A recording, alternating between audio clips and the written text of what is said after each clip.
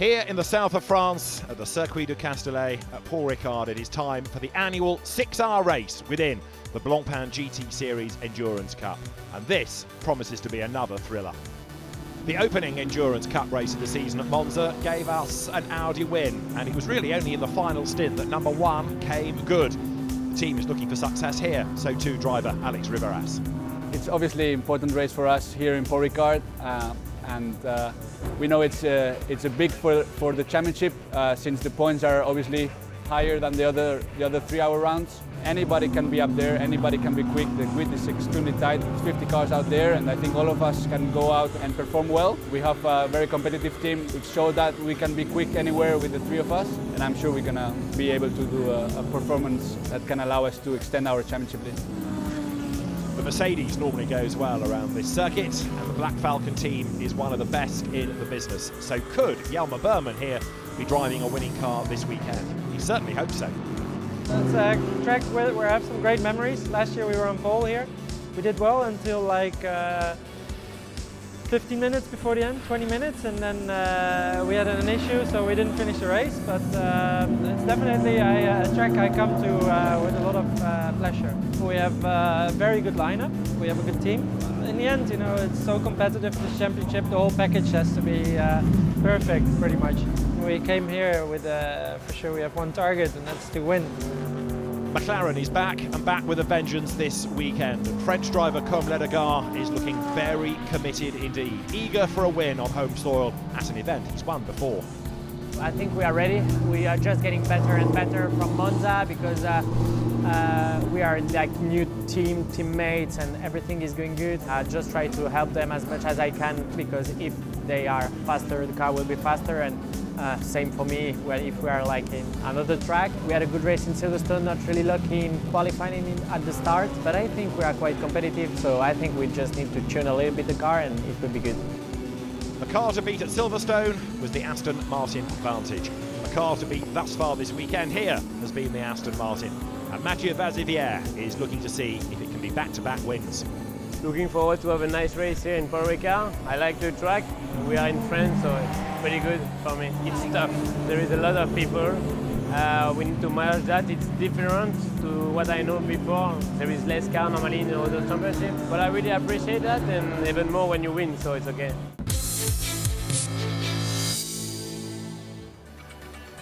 6 hours of action coming up. Welcome to Paul Ricard. David Addison and John Watson trackside for this annual race into the darkness. This last, if you like, unofficial test session before the Spa 24 hours to give the teams, to give the drivers some experience about nighttime racing before we get to Spa. Normally very different weather conditions. Here it's been a day of sunshine, a few puffy clouds overhead, high temperatures as ever. But of course all that will drop as we go into the darkness. It'll get quicker as it gets cooler, and the light will change.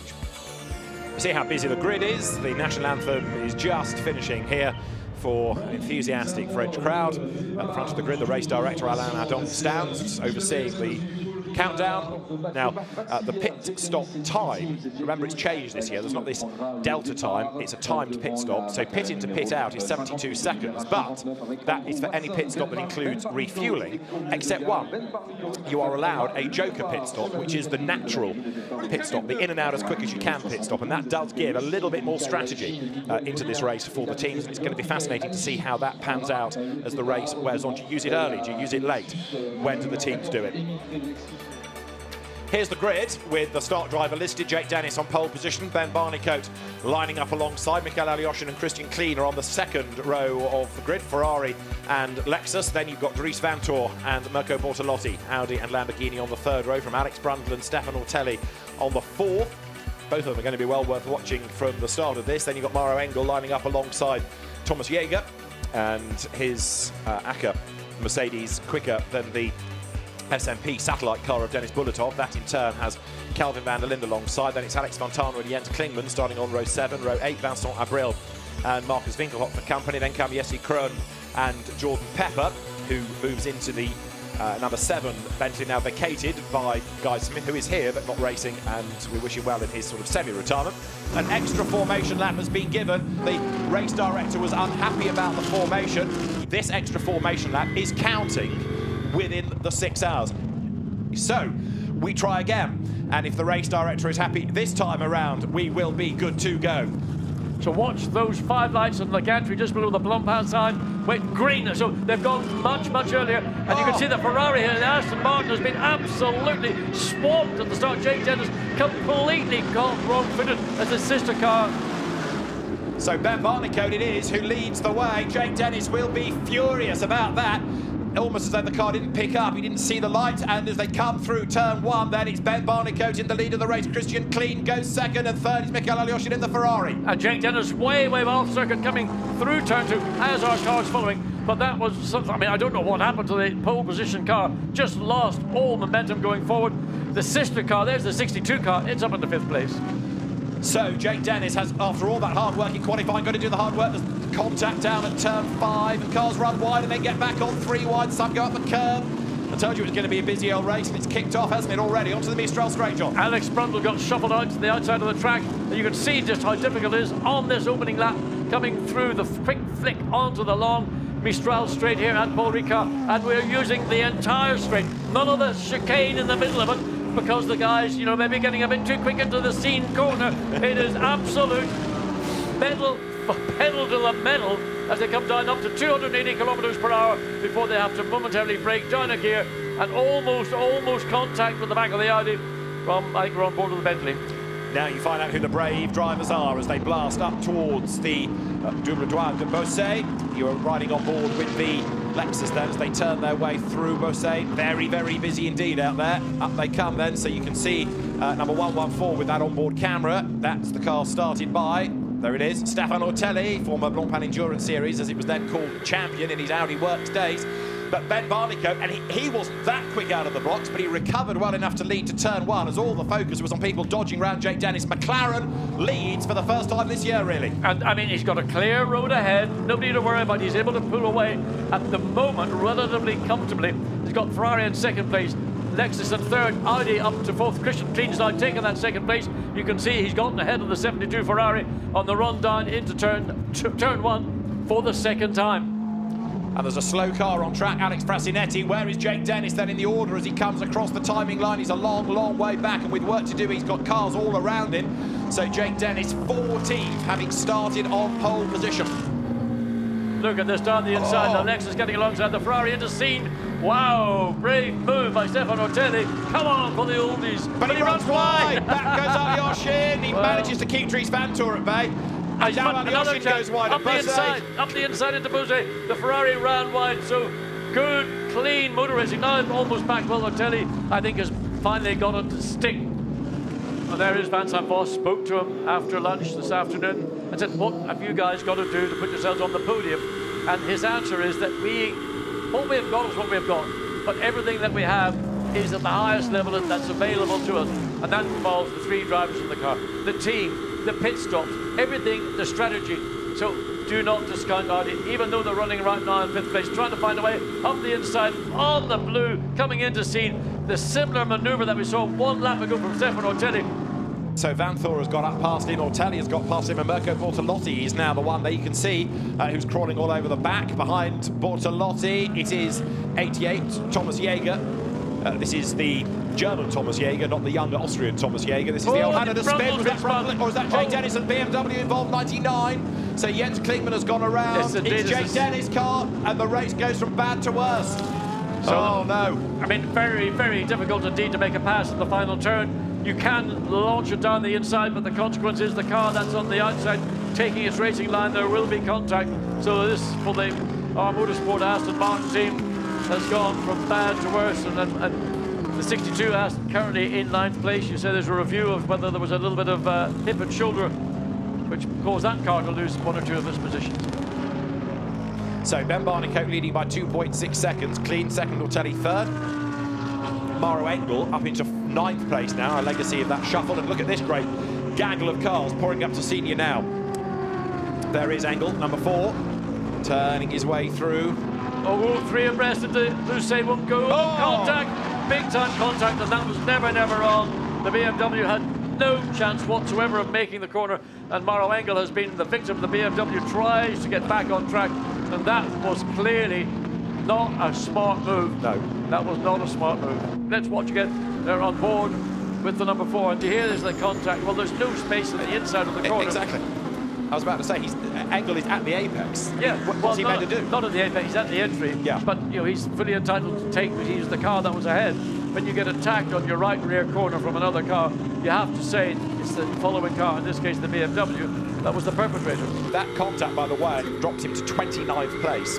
So, very costly mistake by Jesse Kroll. Well, that is Alyoshin under attack from Bortolotti. Dries Vanthoor has just done the fastest lap of the race, and still the Ferrari just has the place. But here comes Bortolotti. This is his best chance yet on the outside line. He cannot find a way through. He's up the curve at turn 1. He's up the curve at turn 2. And still, Michael Alyoshin, in the world's widest Ferrari, hangs on to the place. But you say widest car, but he's doing nothing wrong. Absolutely. He's driving absolutely cleanly, not even using anywhere near the amount of the inside of the corners that Mirko Bortolotti following is doing. And still the Ferrari has got the pace, and the pace principally is when he gets into a straight line. I mean, Mirko Bortolotti coming through Lake Pole, this double right-hand corner that leads to the flick left onto the Mistral straight, quicker than the Ferrari. But here, on this kilometre-long Mistral straight, he's sitting there, can't go any faster, even with the benefit of a slipstream from the Ferrari directly ahead. So we are now on lap number 20, and Ben Barnicoat it is who leads the way on board with Mirko Bortolotti. Is this the chance? He goes to the outside line, up towards Senior. Has he got the line? No, he has not. Still, the Ferrari is able to hang on to the place. Can he get the undercut again? No, he tries, and look at the Audi right there behind. That is Van der Linde looking for a way through, and Thomas Jaeger being the intelligent one, waiting for it to end in tears ahead of him. But Alyoshin, I said a few laps ago, he was the cork in the bottle. He still is. Well, I mean, everybody behind is just waiting for their opportunity. Now up the inside, Mirko Bortolotti, the Ferrari ran wide, and all of a sudden Mirko Bortolotti did not need an invitation to look again. Now Van der Linde thinks, I can do the same thing, dives one way, Ferrari cuts it off, now it goes back, and he's going to squeeze up the inside, but he'll be in the wrong part of the track. The Ferrari goes defensive.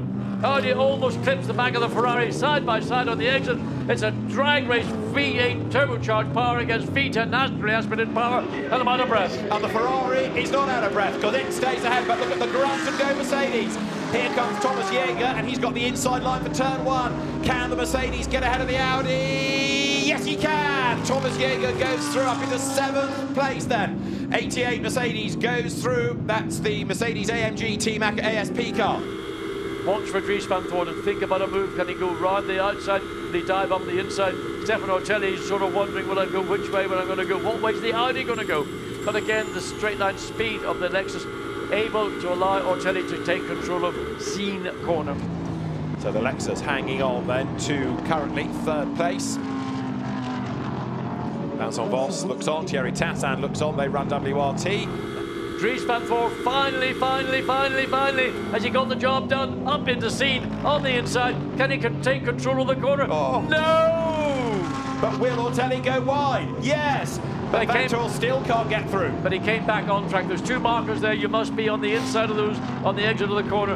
And Stefano Otelli, well, that was a deal all done and dusted by Dries Vanthoor. And still he couldn't make it stick.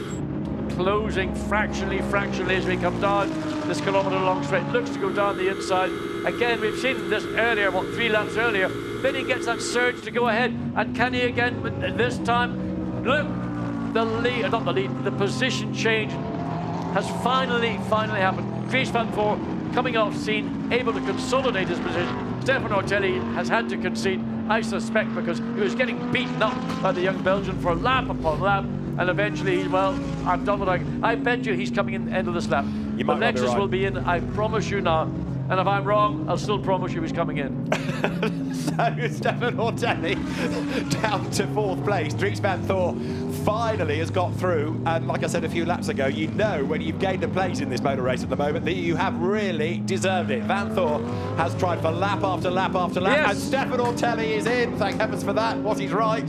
Well, I mean, how right can I be? I mean, I hate reminding people, but there we go. And the leader is in as well. Ben Barnicoat comes in, so that is 29 laps done by the leading McLaren and by what was the 4th at the time placed Lexus. Bentley number 7. I reckon that's just on a joker stop because it's leapt ahead, look, of 62 Aston Martin. There is the Brundle car leaving the pit lane. The Jake Dennis car will be later because it was later in, but I think number 7 has just done a joker pit stop. There it is, race leader. So second is going to be Albert Costa, who has taken over from Christian Klein, and there's your gap, 3.7 seconds. Third is the Dries Van Voor Audi, and fourth is Bentley 7, Jordan Pepper. So that shows you how that joker pit stop, a natural, quick as you can pit stop, brought that car, for the moment at least, back into the game. I mean, a really smart play. First of all, Albert Costa going for the race lead, up the curb, leans on the McLaren. Ben Barnico knows how to respond to that, and he hangs on to the advantage.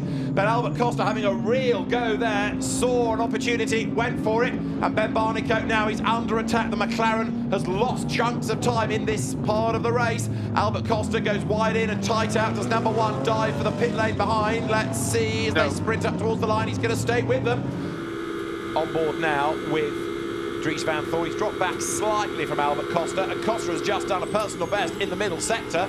Is he getting a toe off the McLaren? He's right there on the back of Ben Barnico. Van Voor goes wide. Costa tries one side, bails because he sees the debris in the road. He's up the inside of Bosse. No, can't do it. No, he had to bail out, and that gave, again, Dries Van Voor, him sitting back, watching it drive through for 26. That's unsafe for race, you mentioned. So Albert Costa thought he was going to get a pop coming out of scene, and then as he moved to the right, there's that bit of errant bodywork lying on the racetrack, or whatever it is lying on the racetrack. So Dries Van Voor right onto the gearbox, or the rear wing, because the gearbox in the Lexus, I'm assuming, is probably a bit like a transaxle, located by the rear wheels with the differential. Okay, into the race leader, into the pits.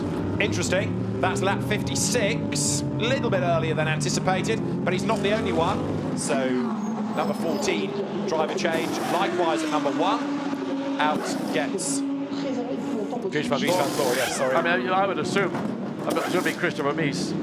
Marco Seefried will take over the Lexus. So Emil Frey Racing, single stinting, keeping the drivers fresh, whereas WRT, double stint, double stint, double stint. But I would have, if it were my There's decision, a problem with the number 1. Christopher Mies in the There's a problem somewhere with the number 1 Audi, I think. I think you're right. It's been sitting there. It did momentarily move, then stopped. McLaren back in the lead, Lexus second, and there is a problem. It's stalled twice now. There is a problem for number 1 Audi. Look, it's losing place after place after place. Vincent Voss, Thierry Tassin, impassive look on both faces. And Vincent Voss, this was not in the script.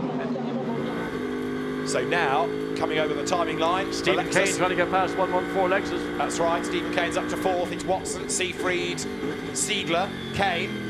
So McLaren, Lexus, even. Bentley, 4th. Stephen Kane, I mean, he's almost licking the paint off the back. I mean, he's just got so much grunt in that V8. Bentley, he's alongside, he's going to take the corner away from the Lexus, but Seefried might try to make it 2 into 1. Well, he thinks the wiser of it. Stephen Kane gets the job done, but can he come back? No, he's too far back to try and make a manoeuvre around the inside. Now he's going to think about the outside. No, Stephen Kane has done what Stephen Kane does extremely well, and that is know how to place your Bentley and use the strengths of the car.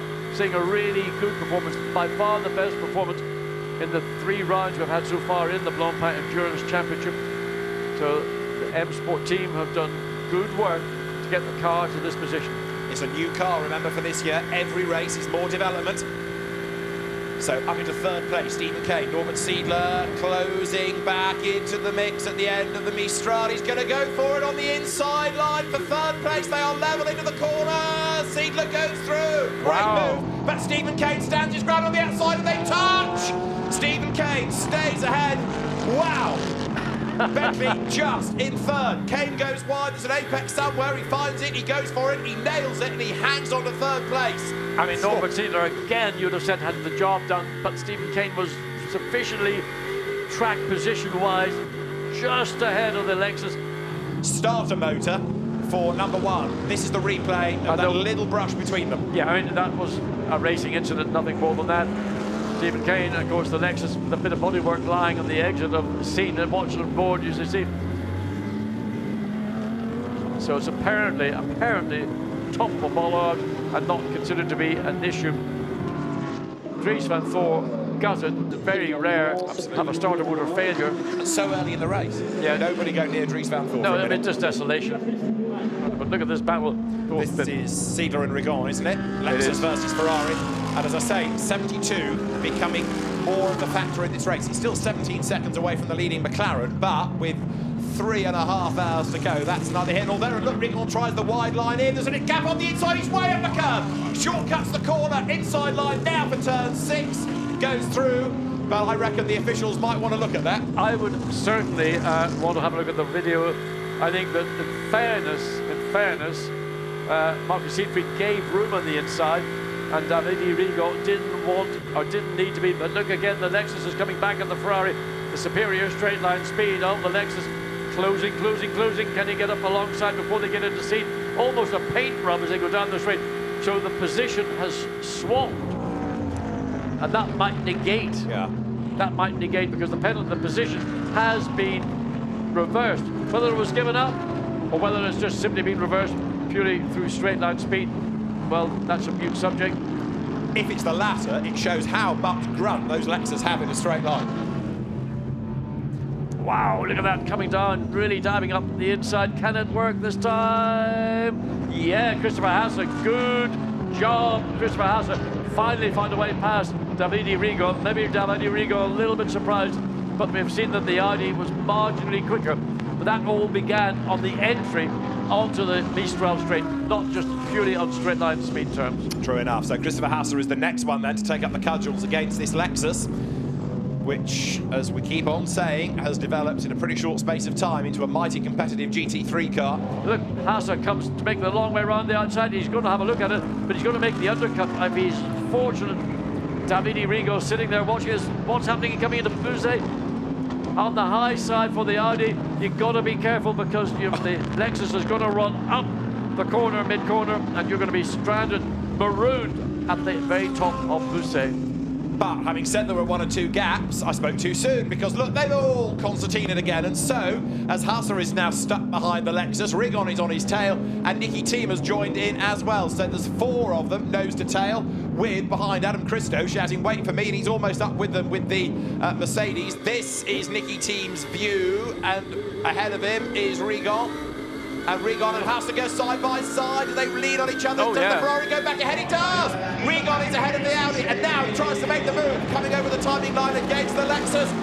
And Norton Seidler booms past the pits. He's got the inside line on an increasingly dirty try. Going into turn 1, and Rigon makes contact on the outside. He's wide and he's off. He's been forced on. Now, what that will he's gone ahead, but one might say, was that force majeure, was that contact, whatever. But whatever it is, will have to be investigated by the stewards. They will make their judgment because that clearly added a benefit to the 72 Ferrari to get that track position. So the race leaders then up over the line. Andrew Watson has gone through. That last lap was a 1:56.2. And here is Marco Siegfried in second place, and Stephen Kane is 0.232 in the second behind him. Is he close enough to think about a move at turn 1? He might think about it, but he can't do it. Oh, can he? He breaks so late, Stephen! Whoa! I mean, I thought that was a 100% rear end from the Bentley on the Lexus. Somehow Stephen Kane managed to steer away and keep the car on track. We still have had no reaction from race control. Let me see again. So how close can you get? Oh dear! I mean, when there wasn't a cigarette paper between the back of the Lexus and the front of the Bentley. There you see the 72 Ferrari. Currently, Davide Rigo still in that car, but in 4th place behind Christian Klein in the 14 Lexus.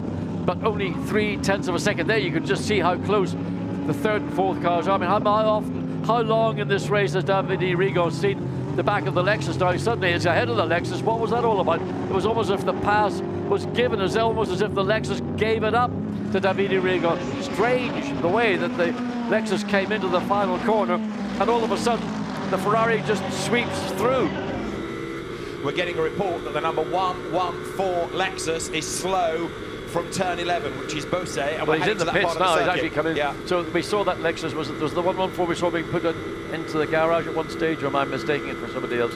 Watch again, Caldarelli trying to push something here on the long Mistral straight, but the Audi maintains its advantage, and Andrea Caldarelli had to back out of it. Still not giving up, but the Bentley's already in the back. Oh, it is. There's a Bentley right on the tail. Yeah. That's Andy Soucek. And he's back at the races. Right, Ortelli in the pits with a problem, so that, I'm afraid, is not good news at all. One full course yellow now. Car Full course yellow. It's 87 Mercedes off the road. The reason Stefan Ortelli is in trouble is he was touched by the 911 Porsche at turn 5. There was brief contact between the two. Don't believe it. Well, Don't believe it. The leader is in, so a significant pit stop. Andrew Watson is in to give way to Ricard, and you can expect both 7 and 8 to be in pretty soon as well. Yeah, I mean, if the leader comes in, you're sort of almost required to follow them in the following lap if you didn't manage to follow them in at the point when the lead car was coming in. So, I mean, an outstanding stint by all 2 drivers so far. Ben Barnicoat did this 2 stints. Andrew Watson took over. He's managed to extend that gap up to 22 seconds before he came in, and that was on the lap 112. So he has given Garage 59 and his teammates, and Ricard will be the beneficiary of that lead. And although it is a comfortable lead, lots of things can change. Safety car. So the safety car is out. That'll bring all the gaps down. That's going to help Safety Gounod. car procedure, safety car procedure. Well, those that haven't stopped will be diving at the earliest convenience. So just like we had last time, everyone slows under the full course yellow, then you scoop them up with the safety car and get the race underway. So the lead gap had gone up to 44.8 seconds. What we need to see next is how many cars there are going to be in terms of back markers between the lead McLaren and the second placed Bentley. So Ricard will be on it as they come through the final 2 corners on the start finish straight, and he is fortunate that he doesn't have the attention directly behind. So the lead McLaren comes across start finish line to go on to lap 115, and we're back at the races, folks. 44 seconds becomes 1.5 seconds lead gap, so imagine how they feel at Garage 59. So it really is now a grudge match for 2 hours of racing, give or take. Ricard versus Jules Gounod in the dark. Battle of the Beards. Battle of the British brands, battle of the French drivers. Full course yellow, they've all slowed. Back to full course yellow.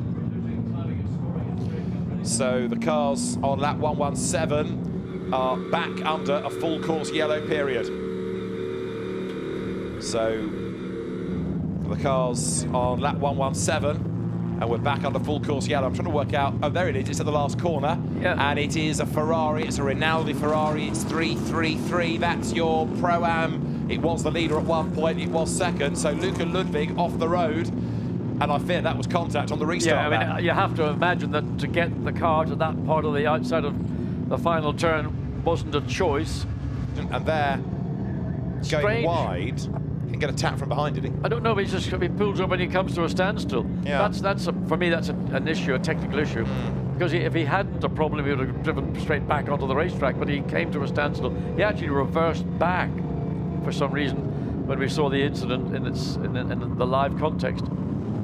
Back on the gas, green flags fly, we're racing once more. The McLaren storms away, then the back markers, and then the Bentley goes through Jules Gounod, and he's under attack, if anything, because look, Miguel Molina in the Ferrari is right there with him as they dive down towards Verrières, the first sequence of corners, and this is another godsend as far as Ricard is concerned, because not only does Gounod have to get through the traffic, he's got to defend now. Molina flashing his lights, is fighting for second place. There he is. Well, well, well.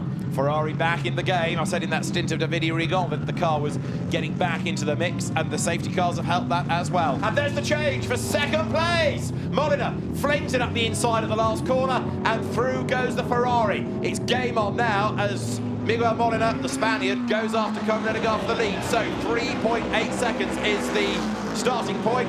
Can he catch? Is this going to be a Ferrari win, or can McLaren, having dominated the first 4 hours, hang on in there to the very end? Well, that looked to me like the Ferrari had a marginal higher level of grip than the Bentley, and he was able to go round in that penultimate corner around the outside. There we go, it carried a lot of speed, and of course Jules Gounod was caught completely wrong-footed by the pace that the Ferrari had, and more impressively was the Ferrari was able to slow down from that offline pass to get into the final turn and consolidate and continue, having moved up into second place. 3.8 seconds behind the lead McLaren. So all of a sudden, the dynamic of this battle, our 27 minutes remaining, has changed, and it's now going to be the Ferrari hunting down the McLaren. Ledegaard's just done 131 laps, whoops, off the road goes the Audi. Was that 25, was that Hassa? Let's see as he gets back on. It was, and that was so straight. Past him will have gone. Soule, potentially Makovici has gone through as well. Tom Blomqvist has just got past him. Marciello should be up the road as well. So the order is Ledegaard, Molina, Gounod, Seefried. Soule is 5th. Makovici 6th in the Porsche. Marciello 7th. Mercedes 8th is Tom Blomqvist in the BMW. And down to 9th goes Christopher Hassa. Marco Seefried is in the Lexus. Tom Blomqvist is in 99 BMW. That's the one to look for, though, the 3rd place car. Stephen Kane gets out of his chair and has a wander. Jules Gounod is in behind the wheel. There's the leader. So Kobe Ledegaard gives up the race lead for the moment. Now, depending on whether 72 has done a Joker stop, and again, we don't have a declared list of this, it's just when the teams notify race control, which we try and tap into. If 72 hasn't done a Joker stop, and he does it on his last one, it will get the lead of the race, potentially. So it's going to be fascinating to see how it pans out. Kobe Ledegaard could here have a bit of work to do, but let's see. The car's lights are clean, it's dropped down. And it's got to be 72 seconds from the pit in to the pit out line. So Molina is in, the new race leader is in, and this is the fascination of the race now, because this pit stop could determine the race winner. The leading Ferrari, there it is in the pit lane. This is the Joker pit stop, which means it can be as quick as you like. And new tyres going on, sticker tyres for the 72 Ferrari, which fundamentally will give it an advantage in the first 3-4 laps. And with these cooler temperatures, with the revised track surface, might even extend a bit further before the tyre then settles into its normal operating mode. So smart work from the SMP racing team. It rolls, and what a good stop that could be as the Bentley number 8 and Maxime Soule is in. He stays on board. It's going to be a Joker for number 8. Go on. Go. What's Come happening? on, Maxine, get her rolling. What's going on here? Not starting. There she is, very slow. Oh no, not another starter motor problem.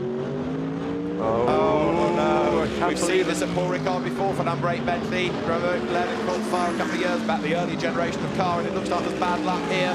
This should have been the Demon quick pit stop, the Joker, and now it goes.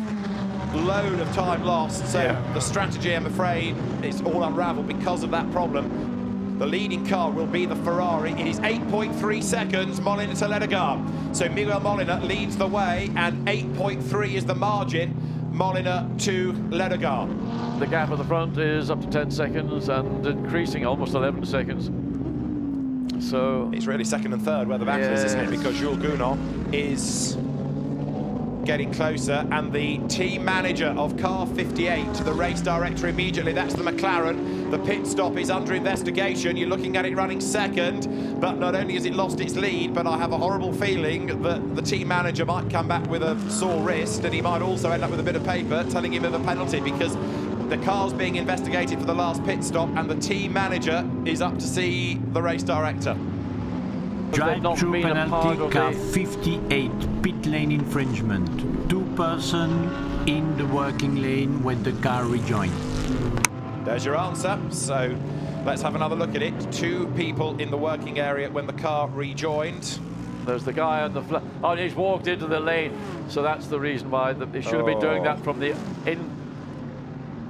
Very harsh, but that's the rule. Yeah, so it should have been garage side, not track side. Yeah. And that's just, I think, you know, like, oh, whoa, whoa, whoa, what's up to 72? That's the leader. That's the leader with the wheel off. So all of a sudden, the race is going Bentley's way, because the McLaren will have to serve a drive-through, and number 7 Bentley's in the pound seats. And this is insane corner coming into the Busset. So now the lead Ferrari, all of a sudden left front. Has the wheel gone completely, or can't quite see? Anyway, the good news is he's not a million miles away from the pit lane entrance, but the bad news is Kobe Ledegaard, well, can't believe his luck. He's got the Bentley 0.6 of a second behind. Look what's going on in the SMP Racing Garage. Absolutely distraught. That was a brand new wheel instead of wheels and tires. Look at the revival going. Suddenly, everybody down at M Sport thinks we can win this race. The McLaren serves the drive-through to get that out of the way. So it's now Bentley from Lexus. Jules Gounon leads. There's Ricard about to rejoin. He's got 40 minutes and counting, a bit less, in which to try and play catch-up once again. He'll be behind Simon Gachet. How many more places will he lose? He's back on track. He's going to be, I would offer you, in 6th place now. And 72 has made it to the pit road. But how much damage has, whatever that drama, whatever triggered the wheels apart company, if it was a suspension problem, can they repair it? There is the 2nd place. Lexus delayed slightly in traffic on this lap. So Albert Costa was fractionally slower in Sector 1, but a good bit quicker by 3/10 nearly in Sector 2. So the gap's 2.5 seconds, 24 minutes to go. He is running out of time. Yes, he's creeping up, but he's not there yet, but he'll get clear road once he sorts out, and he does so now, the Nissan. There's the 25 and the McLaren. Next opportunity will come onto pit straight, try and get a good exit, try and get the drive, get it a little bit earlier than the Audi, and then use that acceleration and momentum. But again, Raffaele Marciello closing yet again. Was 3.3 seconds when they came across the line. Now 1.5 seconds. So there's the McLaren up almost alongside, coming into the braking zone into turn 1. This time, he gets it done.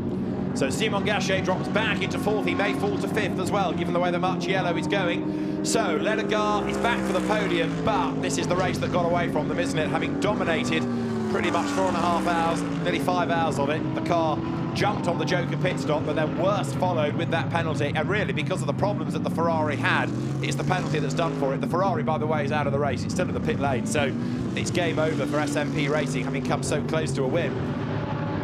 And this sort of double espresso type Costa hunts down the leader. 1.9 seconds is the gap after 5.5 hours of racing now, and look how competitive this is. Scary, isn't it? To think after, what, the best part of 5 3/4 hours plus the gap 1.9 seconds. I mean, this is tender hooks time for everybody in the M Sport team, in the Emil Frey team based in Switzerland. Nervous faces at Emil Frey Racing. Nervous faces at Bentley. The gap is 0.593 of a second. 5 minutes to go. Half a second between them. Can Albert Costa do it after all that has gone on in this race? And what a race it has been. Unbelievable. There's not been a moment in this race that we haven't sat here just been enthralled by what we've been saying. Look at that. Everything crossed. I mean, even 2nd place would be a great result for the car. But a win, could it happen? Bentley leads Lexus. Come on, Albert Costa, if you're going to do it. This is the moment to rise to the occasion. One more lap to go. There is less than a lap time left in the race, and here they come, absolutely nose to tail. Penalty to car 911 and car 99, speeding before the end of the full course zero procedure. So those penalties are going to be translated post-race. They haven't got time to do them now, but Costa goes for the race lead, starting the last lap. He goes to the outside line into the 1st corner, and he can't get through there. The Bentley fends him off. Jules Gounon is just ahead. So the 1st lap was frantic. The last lap is going to be just as frantic and even more vital. Nose to tail they run now.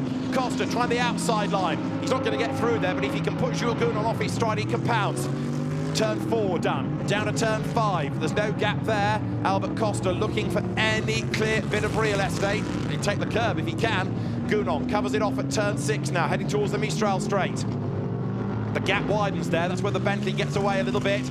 Christian Klein can barely watch. He was asking for schnapps earlier on. Well, he's got a can of Red Bull in his hand. That'll have to do for now. Albert Costa has driven his heart out in this race. I mean, he'd be a deserving winner, but so will be if he can hang on in there. Jules Gounon and drama there coming into the right-hander at senior ahead of the leaders. And do we go through with a change? I think we have. Has Costa done it? Waiting for the headlights to come into view. The Lexus has done it and gone through. So into Beausset. It is a new race leader on the last lap. Albert Costa has gone through and he's done it. He takes over the race lead, and having got past the Bentley, he is released. Albert Costa for Emil Frey Racing is going to give the team potentially an outright win. They can barely look because we're not done yet. 3 corners to go, 2 corners to go.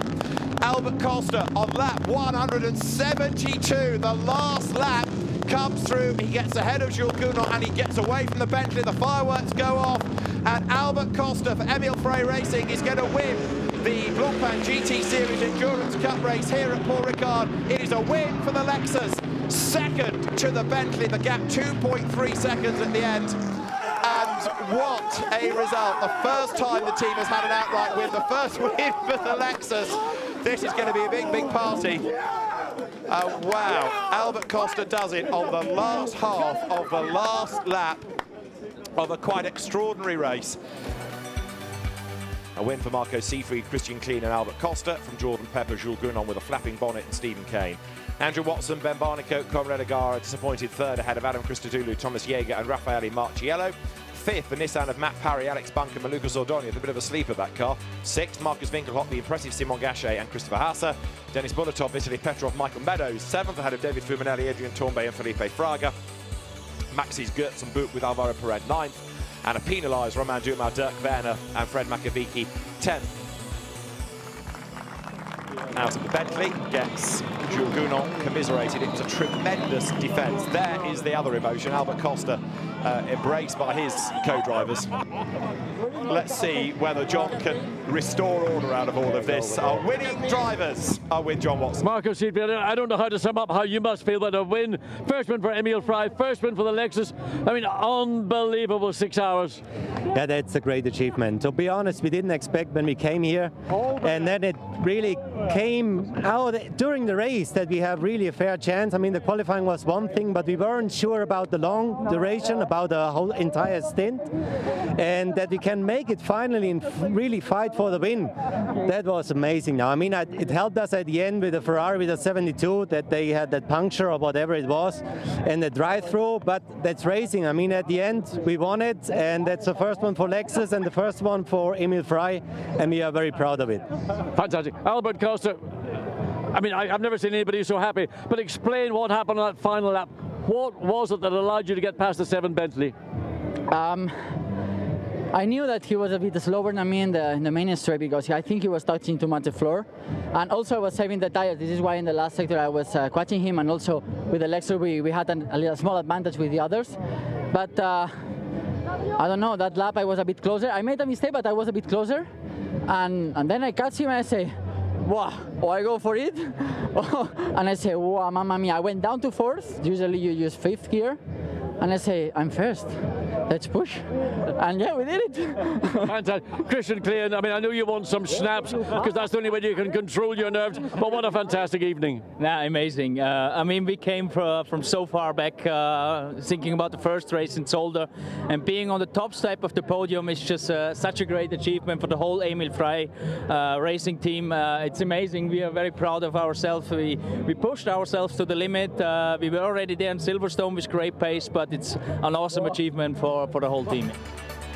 And this is how the championship looks. No points scored by Dries Van Toorn, nor Alex Roras, nor Christopher Mies, and that means that only 2 points back now. Marco Seefried, Christian Klein and Albert Costa, and they are only 2 points up on Adam Christodoulou and Raffaele Marciello. Jake Dennis, Mathieu Vazivière and Nicky Thiem also struggling today. Maxi Gertz, Maxi Boot likewise, so it's been a real shuffle around overall within the Endurance Cup, and with, of course, 1.5 points here and more points next time out at Spa. This is a championship that is going to be very fiercely contested. Thank you. The winners outright at Paul Ricard.